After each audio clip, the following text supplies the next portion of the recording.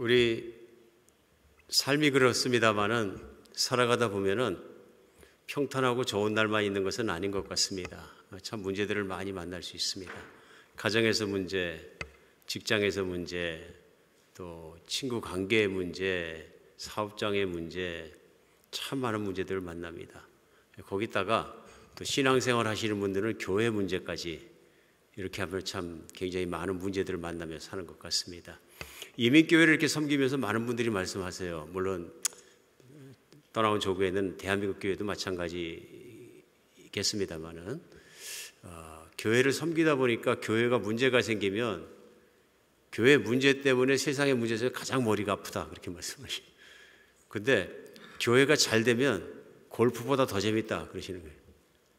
극렬한 차이를 보입니다. 신앙생활이 너무 힘들 때는 신앙생활로 말하면 너무 힘들고 정말 모든 것이 다 힘들고, 그래서 신앙생활 제대로 열심히 하시는 분들은 교회 문제가 생기거나 힘들면은 다른 것도 잘 안 된다 그래요. 사업도 힘들고 모든 게 힘든다. 근데 교회가 잘 되면 모든 것이 편안하다. 그래도 교회 생활 열심히 하려고 그러시니까 그런 고백이 나오신 거 아닌가 싶습니다. 이 땅에 있는 공동체 교회도 때때로 문제 속에 있고 문제를 또 겪을 수도 있는 것을 성경도 많이 나타내고 그대로 드러내 주십니다. 또 현실교회 속에서도 사실은 문제가 전혀 없는 교회가 없는 것은 마치 우리 인생 중에 문제 없는 인생이 없는 것처럼 교회도 문제가 있습니다. 오늘 여러분과 제가 함께 나누고 있는 사도행전 6장 1절 7절 말씀은 최초에 생겼던 교회, 그 예루살렘 초대교회에서 일어난 교회 내분의 가장 심각한 문제를 우리 만날 수 있습니다. 1절 시작하자마자 그때 제자가 많아졌는데 헬라파 유대인들이 자기 과부들이 매일 구제에 빠짐으로 히브리파 사람들을 원망했다 이렇게 나옵니다. 이해하기 너무 쉽죠? 시작하자마자 파라는 얘기가 나옵니다. 히브리파, 헬라파. 이 얘기는 뭐냐면 벌써 분당의 조건을 갖추고 있다 그런 얘기입니다.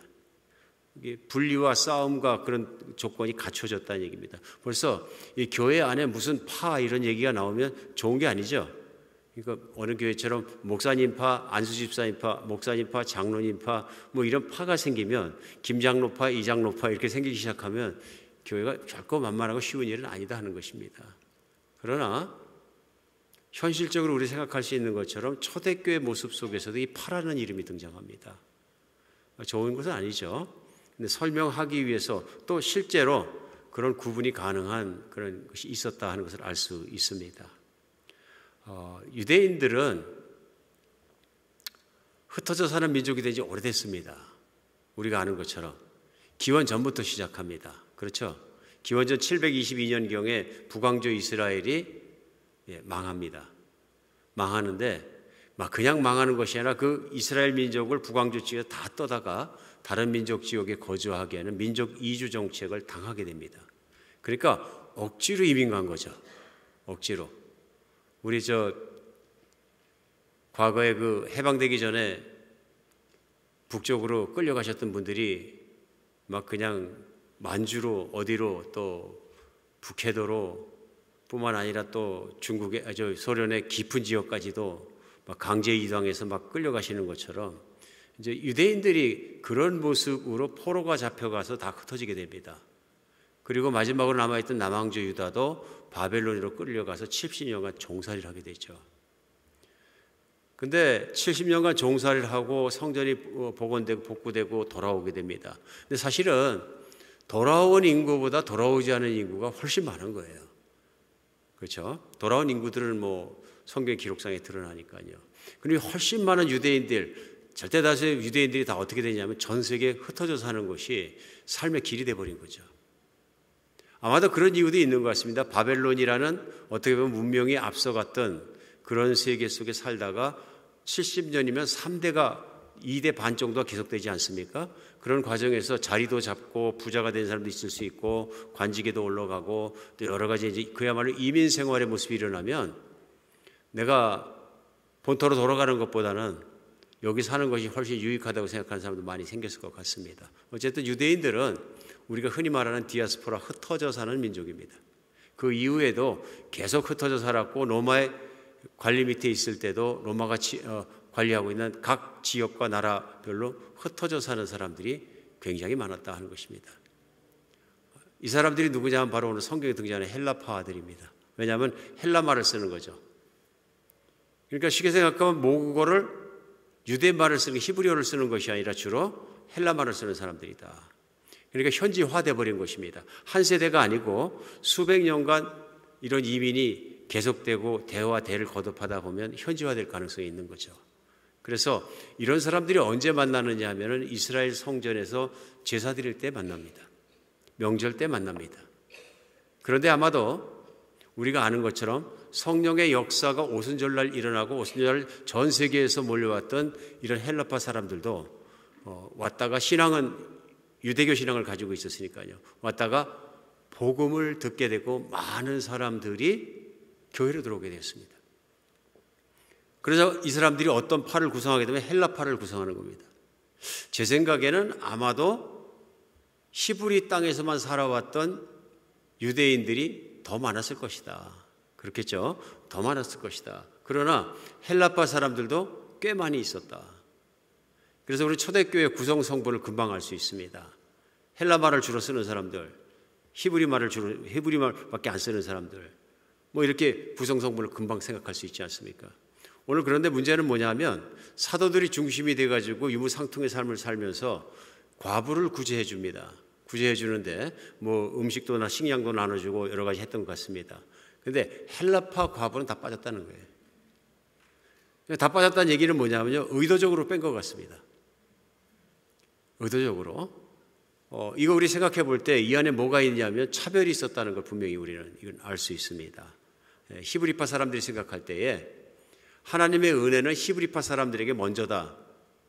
또 이방인에 대해서는 그만큼 차등 있게 생각했던 그것이 바로 섬김의 과정을 통해서 불거졌다 하는 얘기입니다. 여러분 어떻게 생각하십니까? 작은 문제 같습니까? 큰 문제 같습니까? 교회 큰 문제로 발전할까요? 작은 문제로 그냥 없어질까요? 만약에 이것이 현재 살아가는 우리 교회 문제에서 이 정도 이슈가 생기면 어떻게 될까요? 목사님이 기존 교인들은 1년 이상 된 교인들은 귀히 여기는데 새로운 교인들은 그냥 거들떠보지도 않는다. 근데 그것이 실제로 목사님부터 시작해서 현실이 돼가지고 교회 안에 이슈가 돼가지고 신파, 구파 해갖고 싸움이 일어났다 그러면은 이게 심각한 문제일까요? 아무것도 아닌 문제일까요? 아무래도 심각하겠죠. 왜냐하면은 간극이 생기기 시작하고 파벌이 생기기 시작하면 이것을 추스리고 하나 되게 만드는 건 보통 일이 아닙니다. 자꾸 깊어질 수 있거든요. 오늘 본문은 계속되면서 12사도가 모든 제자를 불러 이르되 우리가 하나님 말씀을 제쳐놓고 접대를 일삼는 것이 마땅하지 아니하니 형제들아 너희 가운데 성령과 지혜가 충만해 칭찬받는 사람 7을 택하라. 우리가 이 일을 그들에게 맡기고 우리는 오로지 기도하는 일과 말씀 사이에 힘쓰리라. 이 문제가 불거졌을 때 사도들이 첫 번째 말한 내용을 보면은 첫 번째 일어난 변화가 있습니다. 그게 뭐냐면 사도들에게 깨달음이 왔습니다. 무엇이 잘못됐는가 하는 것에 대한 현실 문제는 다 압니다. 사도들도 잘못한 것도 이제 깨달음이 온 거죠. 이게 무엇이 잘못됐느냐 이것에 대한 확실한 깨달음, 그것이 뭐냐면 우리가 잘못했는데 우리가 해야 될 본분의 일을 사역을 제쳐두고 우리가 안 해도 되는 일에 너무 열심히 했구나. 그게 뭐냐면 구제하는 사역인 거죠. 과부들을 돌아보고 구제하고 하는 일에 너무 열심을 했다. 그 일을 하다 보니까 우리 안에 있는 잘못도 드러나게 된 거죠. 그래서 결국은 하나님이 세워주시는 교회를 하나 되게 못 만들고 분열되게 만드는데 오히려 리더들이, 사도들이 앞에서 그 일을 잘못한 실수에 대해서, 잘못에 대해서 오늘 인정하는 조치를 하는 것을 볼 수 있습니다. 그런데 이 조치를 하는 과정에서 보면 이 일을 대신 맡을 교회 리더들을 뽑자 하고 얘기를 제의를 하면서 이런 사람을 뽑았으면 좋겠다 하는 얘기를 반드시 합니다. 그게 뭐냐면 3절에 나와 있는 게 성령과 지혜가 충만하여 칭찬받는 사람 7을 뽑아달라고 얘기합니다. 여기서 얘기한 게 뭐냐면 성령 충만한 사람이에요. 성령 충만한 사람 7명을 뽑아달라. 근데 교회 일꾼들을 뽑는데 가장 중요하게 나온 것이 뭐냐면 성령 충만한 사람을 뽑아야 된다 하고 얘기합니다. 오늘 이 말씀 속에서 깨달을 수 있는 것이 있습니다. 그것이 뭐냐면 교회에 가장 중요하고 가장 필요한 것은 성령이 충만해지는 것입니다. 예수님도 그러셨거든요. 너희가 성령이 오시기 전까지는 꼼짝하지 말고 기다려라. 사도행전 2장 성령이 임하시고 제자들이 성령이 충만해지니까 담대해지고 성령으로 말미암아 부흥이 일어났어요. 그렇죠? 핍박이 임하니까 교회와 온 교회가 하나님께 사장에서 기도하다 보니까 하나님께 다시 성령을 충만해 주시니까 핍박 중에도 그 문제가 되지 않고 이제는 담대함을 얻어가지고 오히려 더 부흥의 여건이 되었다. 그러니까 외부적인 핍박, 환경적인 압박의 요건이 올지라도 그것 자체가 성령 충만함 속에서는 반대로 부흥의 여건이 되더라. 오늘 마찬가지입니다.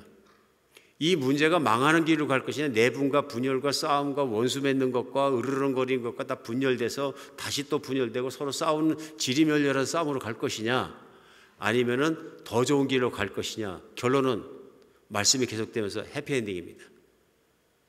그래서 7사람을 뽑아서 안수를 하고 사도들은 말씀 전하니까 기도에 전무하는 일을 했더니 마지막 절이 결론이죠.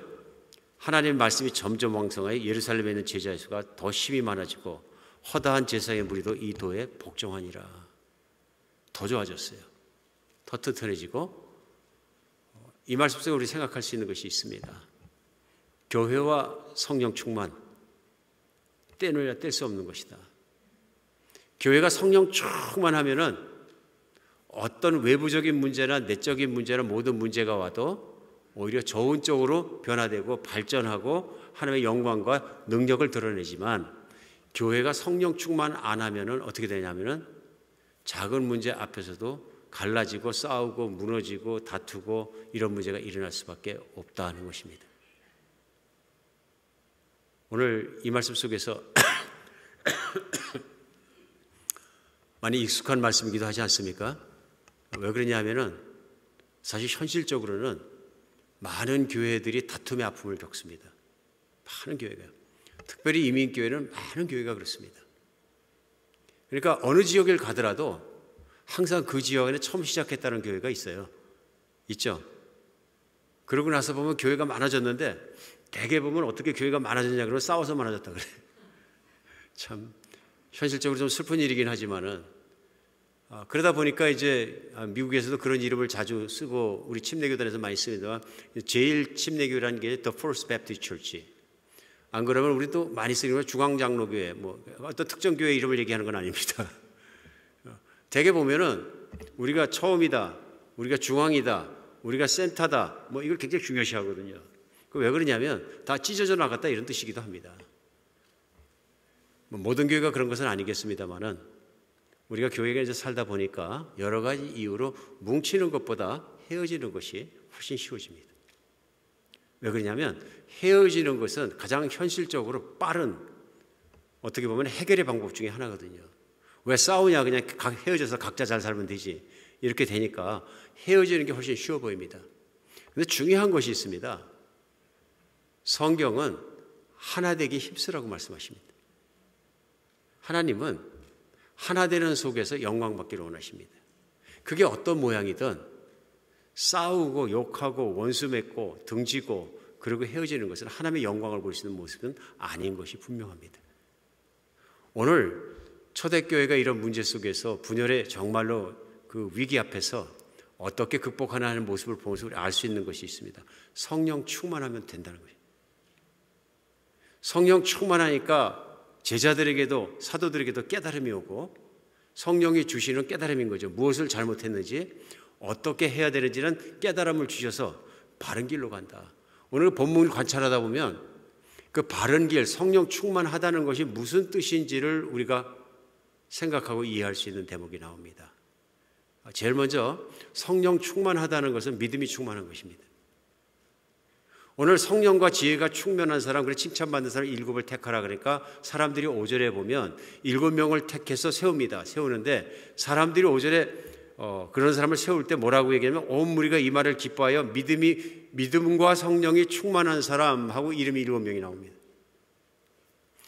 그러니까 성령과 지혜가 충만한 사람 7을 택하라 그러니까 교인들이 세운 사람들은 무슨 믿음과 성령이 충만한 사람 얘기합니다. 그러니까 믿음 곧 성령 충만함. 이해 가십니까? 성령 충만하다는 것은 믿음이 충만한 것이다. 그러니까 누가 보더라도 저 사람 참 믿음 좋아. 이런 사람 7명을 뽑았다는 얘기입니다. 믿음의 큰 사람. 우리가 알 수 있는 건 뭐냐면 성령이 충만해지면 믿음이 충만해져야 합니다. 믿음이 커져야 합니다. 우리의 믿음이 커지는 것이 하나님이 원하시는 일입니다. 예수님이 이 땅에 사역하실 때 가는 곳마다 책망 듣고 욕먹은 사람들이 있었습니다. 바리새인들, 율법사들, 종교신문이 있다 그러면서 하나님 따르지 않는 위선적인 신앙 가진 사람들은 정말 심각한 책망을 들었어요. 또 책망 들은 사람들이 있습니다. 제자들도 가끔 책망을 들었어요. 무슨 책망을 제일 많이 들어요? 믿음 없는 거 책망 들어요. 믿음이 없는 자야. 믿음이 작은 자야. 그 믿음 없는 것에 대해서 반드시 책망하셨어요. 그런데 큰 칭찬을 받은 사람들이 있어요. 뭡니까? 믿음 좋은 사람들이요. 믿음 좋은 사람들은 주님을 엄청 기쁘게 했던 것 같아요. 너무너무 기뻐하시고 보면 기가 막히게 기뻐하십니다. 특별히 믿음을 기대할 수 없는 곳에서 믿음 있는 사람을 발견하시면 더 기뻐하셨던 것 같아요. 수로보니게 여인이라고 등장하는 성경에 나오는 예수님 만난 한 여인은 이방 여인이었습니다. 자기 딸이 아프니까 예수님께 와서 고쳐줄 것을 구합니다. 예수님이 일단은 거절하십니다. 지금은 이방인을 치유할 때가 아니라 유대인이 먼저 치유할 때다. 그런데도 불구하고 붙잡고 들어집니다. 아닙니다. 개들도 주인 밥상에 떨어지는 빵 부스러기를 먹는 것처럼 제가 간청하니 이방인이라도 우리를 고쳐주시옵소서 간청하니까 예수님께서 뭐라 그러십니까? 여인아 내 믿음이 크도다. 감탄하신 거예요. 확 물러날 줄 알았는데 예수님께서 거절하고 싶으신 것이 아니라 원칙을 말씀하셨는데 그럼에도 불구하고 매달리는 그를 보면서 참 믿음은 이래야 된다 하는 것을 기뻐하셨던 걸 알 수 있습니다.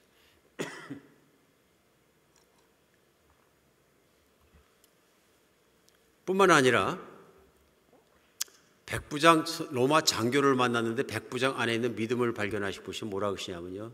내가 이스라엘 사람들은 유대 사람들은 내가 이만한 믿음을 보지 못했다. 하나님을 감탄시킨 사람이에요. 우리 예수님이 기대치 않은 곳에서 기대치 않은 사람이 가지고 있는 순수한 믿음을 보면서 큰 믿음을 보면서 주님을 감동시켰어요. 이 백부장이 천국 갔으면 큰 자 됐을까요? 예수님 칭찬받았잖아요. 예수님을 기쁘게 한 사람들은 믿음의 사람들입니다. 그래서 성경은 아브라함부터 시작해 그 이전에 노아도 그렇고 모든 성경에 등장한 위대한 사람들 어떤 사람은 믿음의 사람들이었습니다. 보이는 대로 살지 않고 믿음을 따라 살아간 사람들이 그래서 히브리서 11장에 가득 나와 있는 거죠. 믿음의 사람은 하나님만 기쁘시게 하는 것뿐만 아니라 자기의 인생이 복되다는 것을 우리는 알 수 있습니다. 그런데 이 믿음이 커지기도 하고 작아지기도 하는 거예요. 하나님의 뜻은 우리의 믿음이 자꾸 커서 믿음이 성숙한 단계까지 들어가는 걸 반드시 원하시는 겁니다. 그런데 우리의 믿음은 그렇지 않을 때가 많다 그런 것입니다. 오히려 줄어들 때도 있다. 사도 베드로 같은 경우에 믿음이 커간 모습이 이렇게 보이는 것 같아요. 성경을 읽다 보면은 사도 베드로 자신은 믿음이 굉장히 큰 줄 알았습니다. 그래서 죄송합니다. 예수님께서 말씀을 전하실 때도 다른 사람은 다 도망갈지라도 어떤 환난과 고난과 위험 속에서 자기만은 예수님을 절대로 안 떠나겠다고 하나님 앞에 맹세할 때 예수님 그러시죠? 아니다.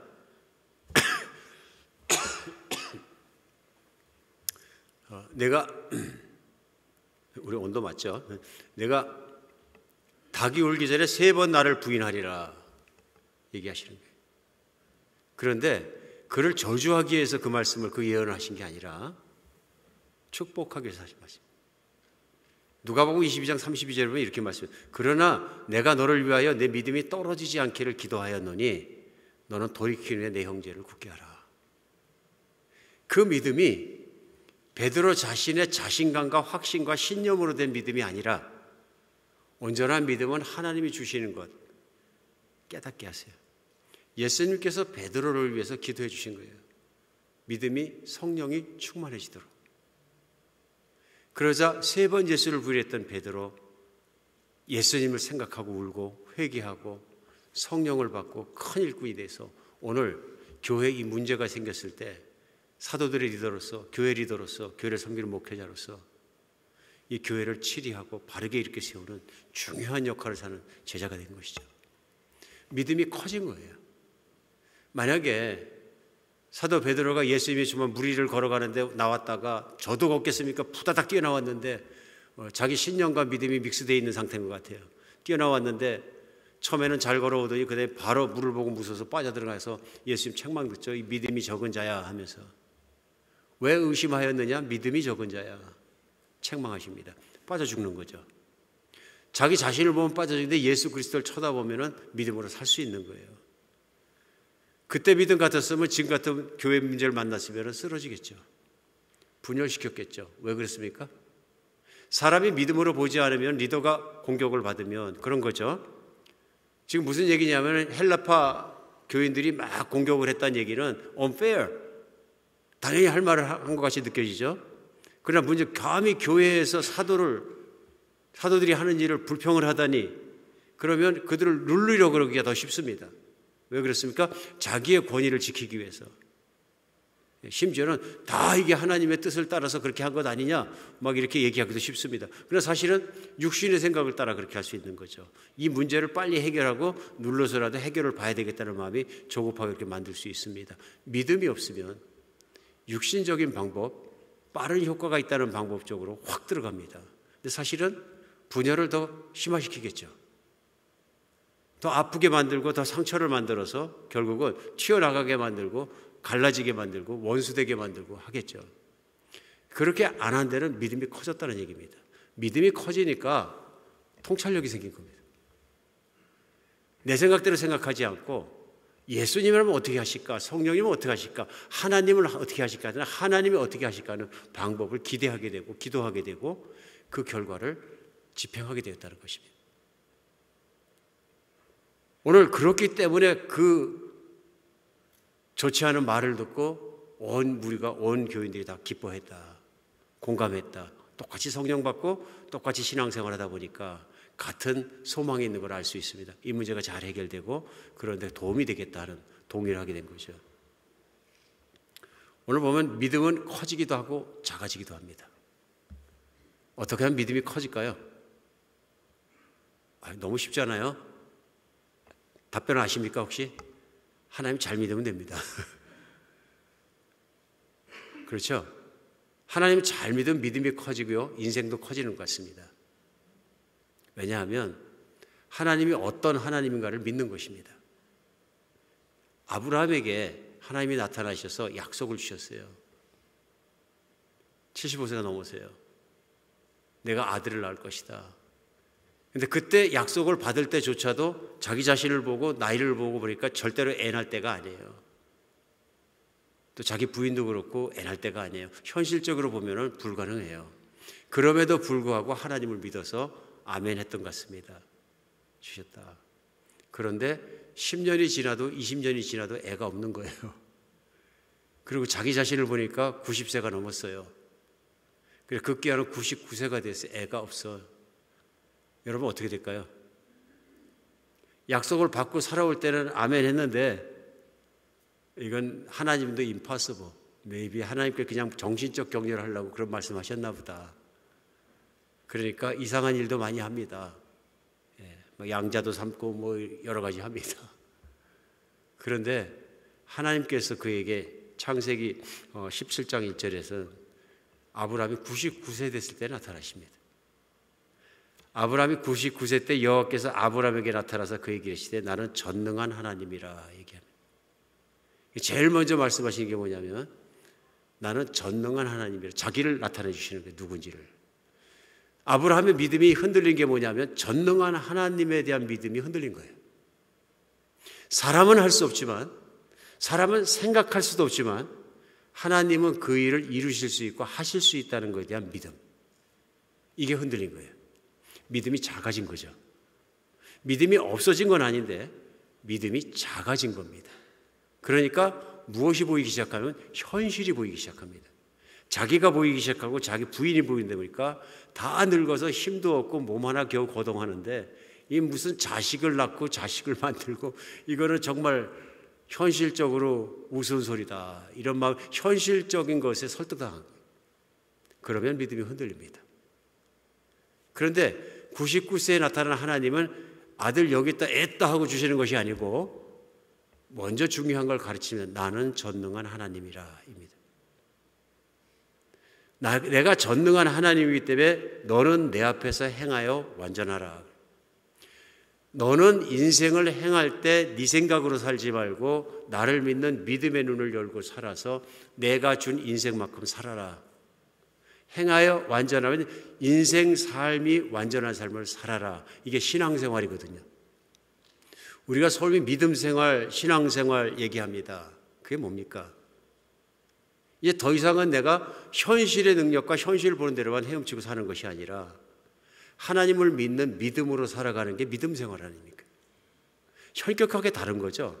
세상을 살아가는 사람의 삶의 방법, 태도, 목적과 믿음을 가진 사람의 사는 방법, 목적, 태도는 다를 수밖에 없는 거죠. 왜냐하면 하나님의 능력이라는 눈으로 보기 때문에 그렇습니다. 나의 능력이 아니고요. 나와 함께 계시는 하나님께서 약속이 있고 이루어지시고 하실 것을 내가 믿는 믿음 속에서 살기 때문에 담대할 수 있는 거죠.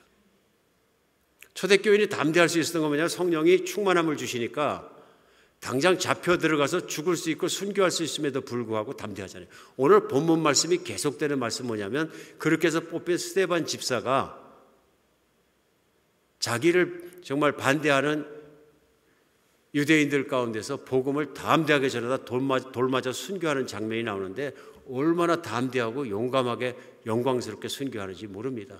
곧바로 따라 들어간 문제가 뭐냐면 성령 충만이 믿음 충만이고 믿음 충만에 담담이 왔다는 것을 볼 수 있습니다. 왜요? 현실을 보는 것이 아니라 그 너머에 있는 것을 보는데 바로 그는 그 너머에 예수 그리스도께서 자리에 앉지도 못하고 일어서셔서 쳐다보시며 브레싱하시는 그분의 모습을 보았다 얘기합니다.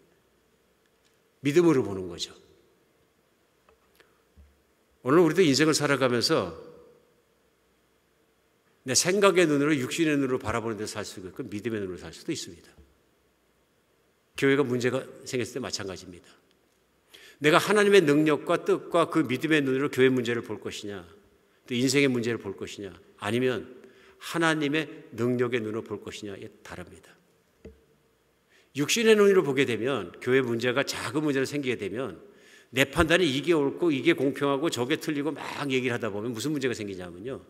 전국에 가서 내가 그 문제로 말미암아 하나님의 영광이 드러나는 하나됨과 더 발전함과 더 나음과 영적인 축복 쪽으로 끌고 가는 말들이 아니라 육신의 판단과 내 생각에 앞에 육신의 판단으로 얘기하다 보면 오히려 더 간극을 넓히고 크게 하고 아프게 하고 찢어지는 길조로 가게 하는 충분히 일어날 수 있습니다. 나는 굉장히 예리하게 판단하고 예리하게 말했다고 생각하지만 그럴 수 있습니다. 저는 교회 분열이 있을 때 그런 분열의 한복판에서 과거에 제가 참 세월 지나고 나서니까 실수 많이 했습니다. 교회를 그렇게 섬기는 것이 아닌데 그런 고백들을 종종 듣습니다. 그 교회 아프고 찢어지고 막 흩어지고 그럴 때 그때 중심에 제가 있었는데 뭐 여러 사람이 인볼브가 됩니다마는 저 자신도 나 잘했다고 생각을 했었는데 세월이 지나면서 잘못했다는 생각이 자꾸 듭니다. 결과는 그렇게 됐는데 왜 그렇습니까? 그때 내가 믿음이 충만하지 못하고 지혜가 충만하지 못하면 후회가 따라오는 거죠. 그러지 말걸. 우리 인생은 개인적으로 안 그렇습니까? 우리 가정의 문제, 개인적인 인간관계의 문제, 직장의 문제, 사업장의 문제 얼마든지 우리 인생의 문제에 부딪힙니다. 그 문제들이 다가왔을 때 얼마나 나는 하나님의 방법으로 하나님께 의지해서 믿음을 가지고 그분의 능력으로 그 문제를 처리합니까?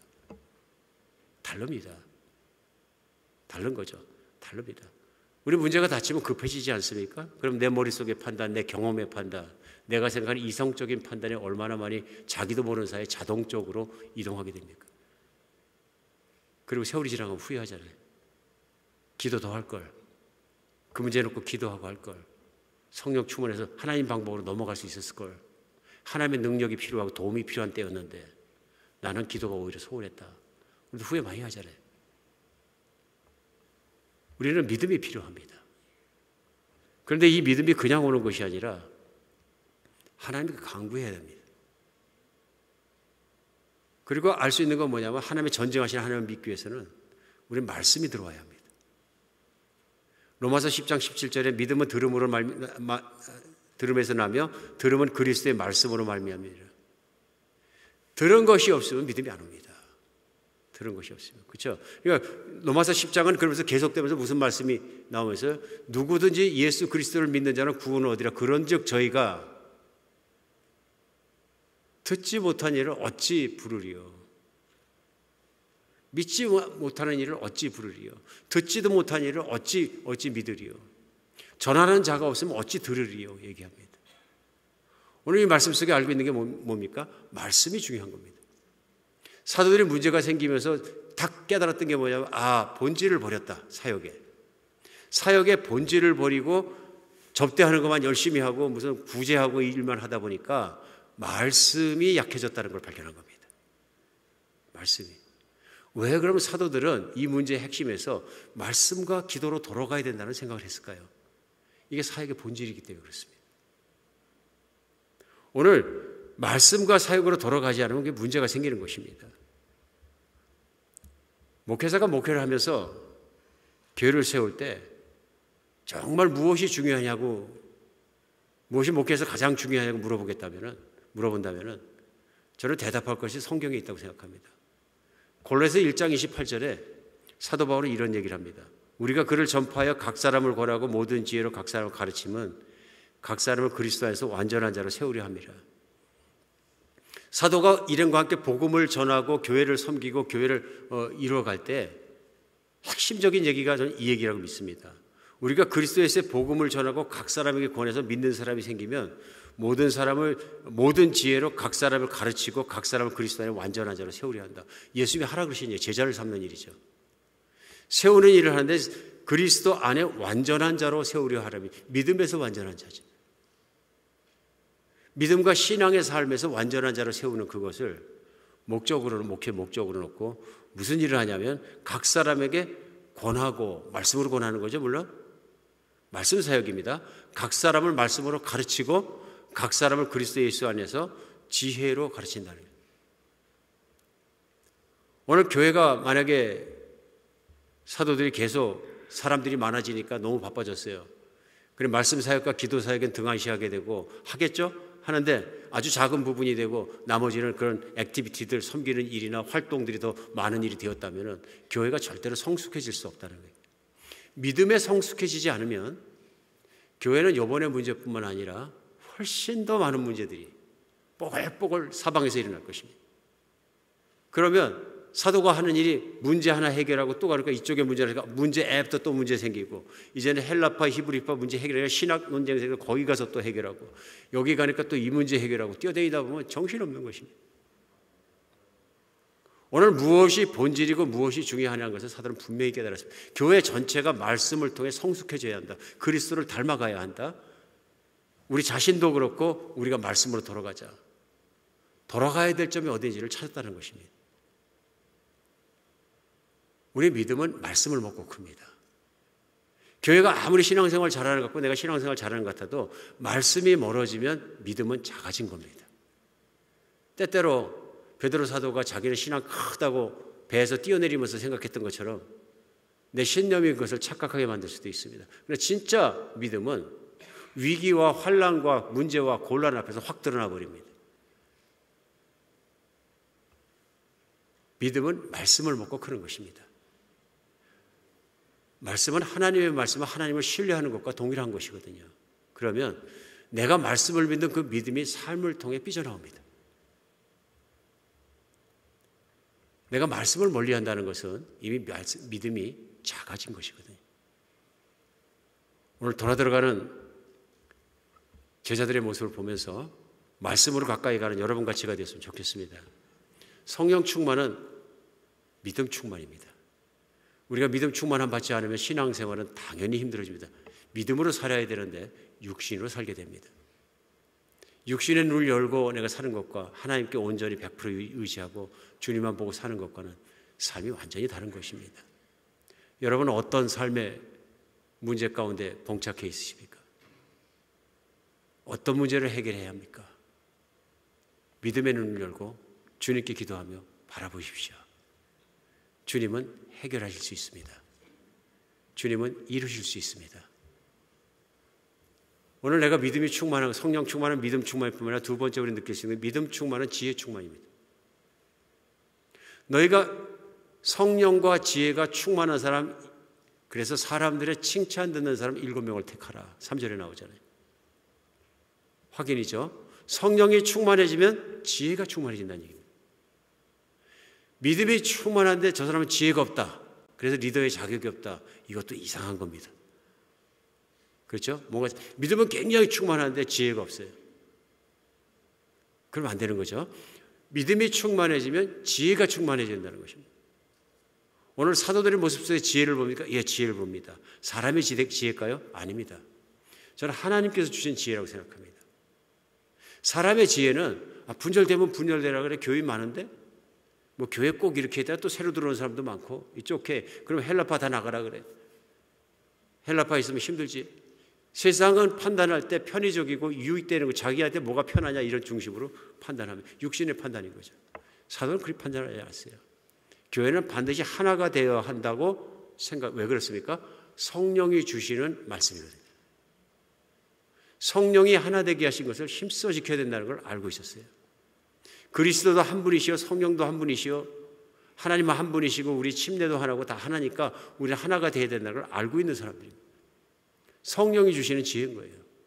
그러니까 그것을 위해서 노력하게 되고 그것을 노력하는 생각을 하다 보니까 그러면 헬라파 지도자를 좀 세워주자.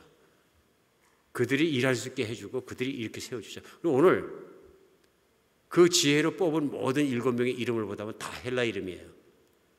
그릭 네임이라는 얘기입니다. 그 얘기 뭐냐면 히브리 사람들은 헬라 이름 안 쓰는 거예요. 왜 그래요? 나라를 배신하는 같은 느낌 때문에. 로마의 압제를 받고 사는 것만 해도 힘들어 죽겠는데 그리고 싫어하는데 그걸 어떻게 우리가 헬라 이름 쓰겠느냐. 요즘에는 우리 저 한국에서도 미국 이름 쓰는 분들이 가끔 있어요. 그렇죠?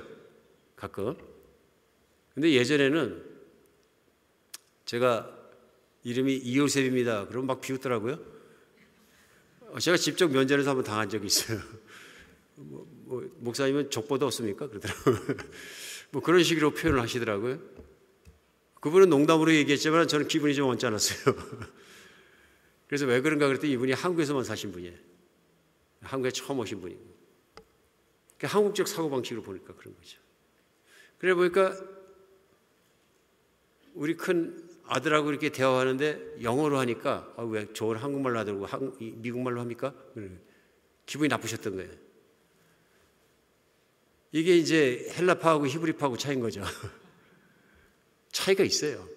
여러분 미국에서 한 10년 이상 살고 20년, 30년 살고 나면은 한국 가시면은 느낌이 어떠십니까?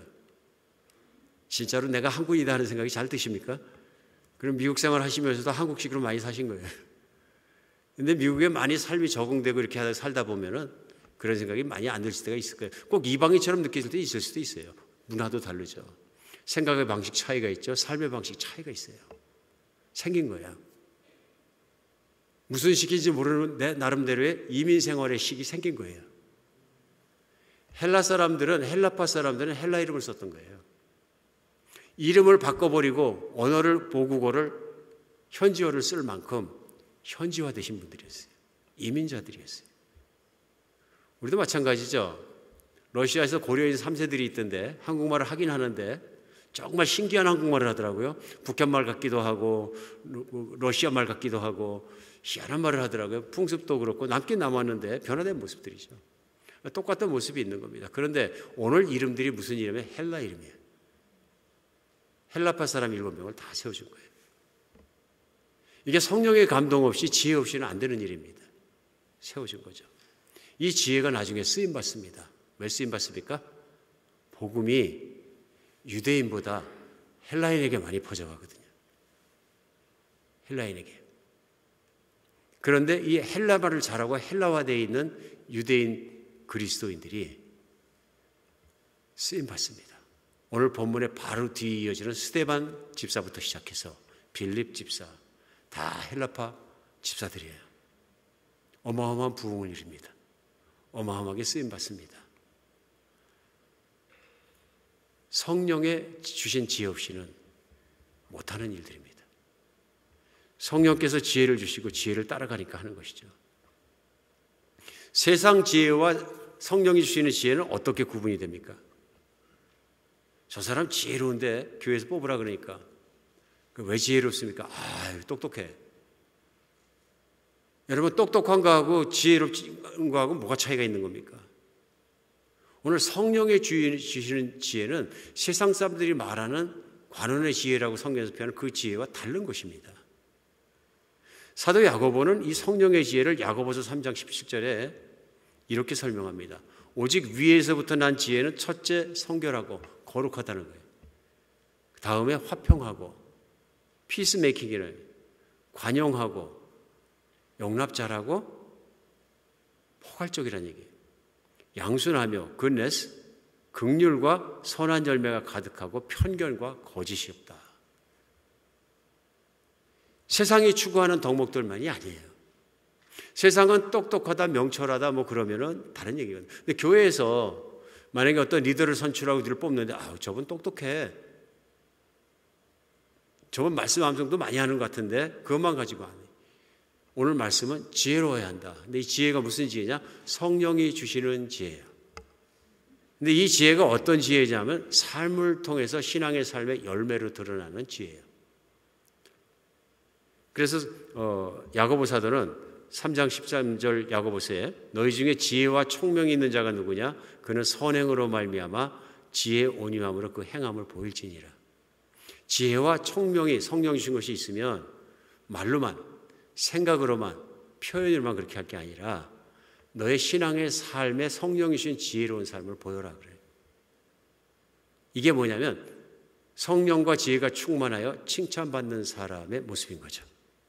똑똑한 사람이야가 문제가 아니라 교회에서 똑똑하게만 한 사람 잘못 보면 큰일 납니다. 작은 문제가 아니라 큰 문제 일으킵니다. 우리는 왕왕 뽑으면서 세상적인 기준으로 똑똑한 사람 뽑는 걸 좋아하거든요. 리더십 강하고 태도가 아주 리더십이 있고 막 이렇게 얘기할 수 있거든요. 조심해야 합니다. 자신의 능력이 많으면 많을수록 성령의 감동 가운데 지혜를 받지 못하면 오히려 육신적으로 사용할 수 있습니다. 오늘 이 지혜는 성결하고 화평하고 관용하고 양순하고 긍휼하고 선한 열매 가득하고 편견과 거짓이 없는 것이 삶을 통해 드러난 열매들을 얘기하는 겁니다. 성령이 주신 우리 지혜를 받게 되면 그런 모습을 이루게 된다. 그런 모습을 갖게 된다. 우리가 인생을 살아가면서도 하나님 강조하시니 꼭 필요한 것이 지혜를 따라 살아라. 직장 생활하면서도 하나님 주시는 지혜가 필요합니다. 우리 형제자매님들 이렇게 같이 훈련하고 나누고 삶을 살고 하다 보면은 자기 삶 속에 나타난 것을 많이 나누어요. 나누는데 어때 목회자로서 제일 기쁘냐 하면 어떤 형제님 자매님이 자기의 삶 중에서 직장 생활 중에서 이렇게 이런 문제가 있었는데 그 문제로 말미암아 참 내가 힘들었는데 그 문제를 기도하고 주님이 주시는 마음으로 말도 하고 조처를 했더니 안 될 것 같더니 그 문제가 이렇게 바뀌었습니다. 좋아졌습니다. 간증해. 오늘 시간이 없어서 누구를 세워서 간증하지 못하겠습니다. 간증 많아요. 그럴 때 얼마나 기쁜지 몰라요. 성령의 역사하심은 교회만 있는 것이 아니라 믿는 사람의 삶 온 것 속에 있거든요. 가정에도 있고요. 문제가 없는, 문제를 만나지 않는 가정이나 직장이나 삶이 어디 있겠습니까? 다 만나고 살아가면서 우리 성령이 주시는 지혜를 따라 살아가며 그것을 간증할 수 있어야 합니다. 우리 주님의 은혜 가운데 그렇게 살아갈 수 있는 여러분과 제가 됐으면 좋겠습니다. 기도하겠습니다. 하나님, 오늘 말씀 속에 저희가 깨닫습니다.